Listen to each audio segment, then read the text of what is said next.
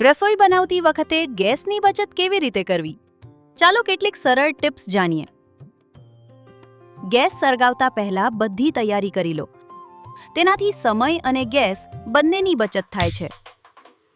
હંમેશા medium flame મધ્યમ તાપ પર જ રસોઈ બનાવો. વધુ પડતો તેજ ગેસ માત્ર બગાડ જ છે. રસોઈ બનાવતી વખતે વાસણને ઢાંકીને રાખો. તેનાથી ગેસ ઓછો વપરાય છે. વારંવાર ઢાંકણ ખોલીને ચેક ન કરો.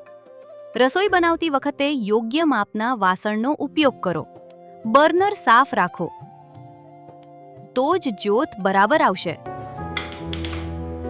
જરૂરિયાત કરતાં વધારે પાણી ન નાખો. તેનાથી ગેસ વધુ વપરાય છે. પાણીનો યોગ્ય માત્રામાં ઉપયોગ કરો, જેથી તમારો ગેસ બચે. પ્રેશર કુકરનો સાચો ઉપયોગ કરો. તેનાથી સમય અને ગેસ બંને બચે છે. એક સાથે કુકરમાં બે વસ્તુઓ સ્ટીમ બાફી કરો. આ એક ખૂબ જ સ્માર્ટ રીત છે. ફ્રીજમાંથી કાઢેલી વસ્તુઓ તરત જ ગેસ પર ન રાખો. તેને થોડી સામાન્ય રૂમ ટેમ્પરેચર પર થવા દો. ગરમ પાણીનો ઉપયોગ કરો. તેનાથી રસોઈ જલ્દી બને છે. ગેસ બંધ કર્યા પછી બાકી રહેલી ગરમીનો ઉપયોગ કરો. જેટલી જરૂર હોય તેટલી જ રસોઈ બનાવો. વારંવાર ગરમ કરવાથી ગેસ વધુ વપરાય છે. ઉભરો આવ્યા પછી ફ્લેમ ધીમી કરી દો. તેનાથી ગેસની બચત થાય છે.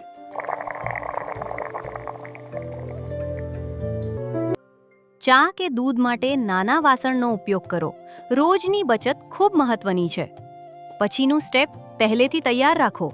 ગેસ ચાલુ કરીને રાહ ન જુઓ. જ્યાં જરૂરી ન હોય ત્યાં વારંવાર હલાવવાનું ટાળો. તેનાથી રસોઈ જલ્દી બને છે. ફ્રોઝન વસ્તુઓ પહેલેથી બહાર કાઢી લો. સીધી ગેસ પર રાખવાથી સમય અને ગેસ બંને વધે છે. એક જ વારમાં કામનું આયોજન કરો. વારંવાર ગેસ ચાલુ બંધ કરવાનું ટાળો. ખાલી તવો કે કઢાઈને પહેલેથી વધારે વાર ગરમ ન થવા દો. જ્યારે રસોઈ શરૂ કરવી હોય ત્યારે જ ગરમ કરો. ચાને વારંવાર ઉકાળશો નહીં. એકવાર બરાબર ઉકાળીને ઉતારી લો. ગેસ પર બચશે અને સ્વાદ પણ સારો રહેશે.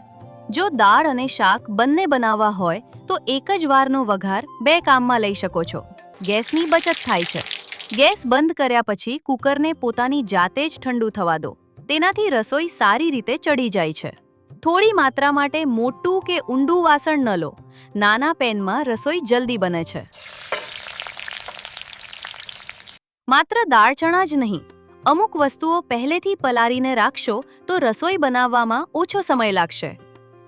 નાની નાની આદતો જ આખા મહિનાનો તફાવત લાવે છે. આવી જ ટિપ્સ માટે ઘરનો સ્વાદ સાથે જોડાયેલા રહો.